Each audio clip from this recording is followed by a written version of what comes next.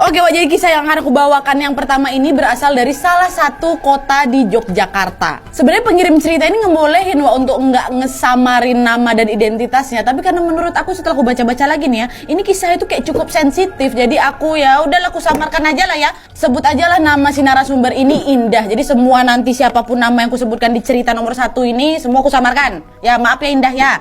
Sensitif kali menurut aku, Tapi yang jelas terima kasih Indah sudah mau mengirimkan cerita ini. Nah, jadi kisah yang diceritakan oleh Indah ini adalah tentang anak dari tantenya, which is adalah sepupunya si Indah ini. Kita kasih aja namanya Mbak Nami ya. Nah, Mbak Nami ini adalah seorang perempuan dewasa yang sudah menikah dengan seorang laki-laki dari kampung sebelah. Kita sebut aja nama Mas ini Mas Rangga gitu.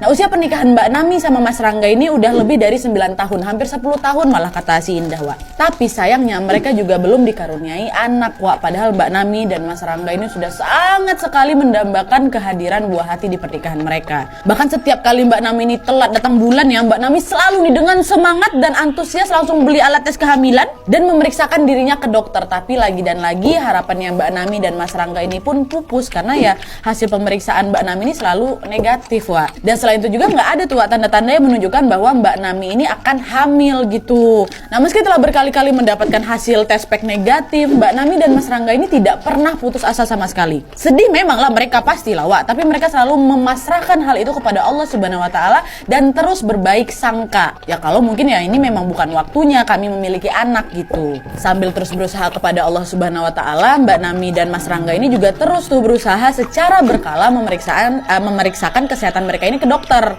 Bahkan gak cuma ke satu dokter aja, Wak. Mereka ini juga akan memeriksakan diri mereka ke banyak dokter yang berbeda-beda. Dicek lah itu badan mereka masing-masing kan, siapa tahu ada yang salah nih apa kayak gimana. Dan hasilnya Mas Rangga sama Mbak Nami ini nyatakan sehat kok. Semua dokter yang mereka datangi bilang kayak gitu, sehat kalian berdua nih Mas Mbak. Gak ada yang aneh dari tubuh kalian, gak ada kelainan apa segala macam, gak ada. Ya baik-baik aja. Kalian berdua subur-subur aja, sehat juga badannya kayak gitu. Maka dari itulah mereka cuma berpikir, oh ya udahlah mungkin memang belum waktunya aja, sabar aja gitu. Kata dokternya pun kayak gitu untuk menenangkan mereka, Wak. Nah, tapi yang anehnya di sini adalah apa yang dirasakan sama Mbak Nami ini sebenarnya berbeda, Wak, dengan hasil pemeriksaan dokter. Nah, emang Mbak Nami kenapa, Nat? Nah, kalian tahu, Wak, selama hampir 10 tahun pernikahannya dengan Mas Rangga, setiap pagi ya Mbak Nami ini selalu merasakan mual dan kemudian kayak muntah-muntah gitu loh, Wak, disertai dengan rasa sakit yang luar biasa di bagian itu.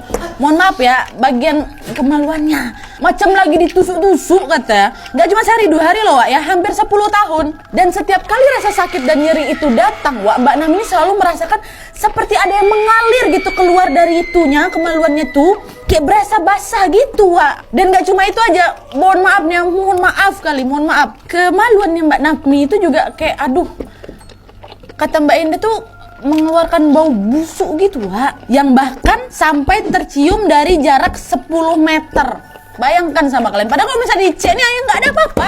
Jadi kan tadi ada yang mengalir tuh kan dari sananya tuh kayak basah gitu. Waktu dicek nggak berdarah, nggak ada lendir sama sekali, Wak. Bersih, kayak gimana normalnya kayak gitu bersih. Tapi di pagi hari aja, Wak, di pagi hari aja kejadian itu terus berulang setiap pagi hari. Nanti berangsur sembuhnya ketika udah masuk zuhur.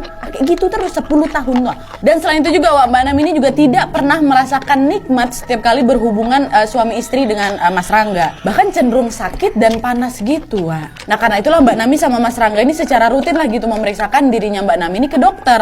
Tapi meskipun Mbak Nami selalu merasakan sakit setiap pagi, Wak, lagi dan lagi dokter selalu menyatakan bahwa Mbak Nami berada dalam kondisi yang sehat kok. Rahim kamu bagus, Mbak. Semua organ produksi kamu normal dan bersih. Nggak ada masalah sama sekali dalam tubuh kamu tuh, kata dokter. Bahkan bisa dibilang menurut pemeriksaan dokter, Wak, kondisi Mbak Nami ini sangat prima loh untuk mengandung. Nah, bingung kalian kan ada apa ini sebenarnya?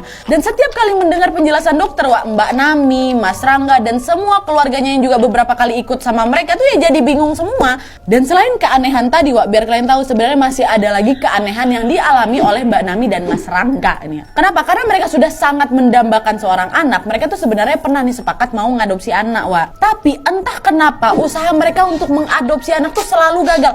Pasti ada aja hambatannya. Indah sebenarnya nggak cerita detail tentang apa aja halangan yang dialami Mbak Nami sama Mas Rangganya selama proses mengadopsi anak tuh. Tapi yang jelas, Nadia, setiap kali mereka mau ngadopsi anak nggak pernah berhasil. Sampai-sampai itulah makanya Mbak Nami sama Mas Rangga belum juga bisa mengadopsi dan mempunyai anak gitu.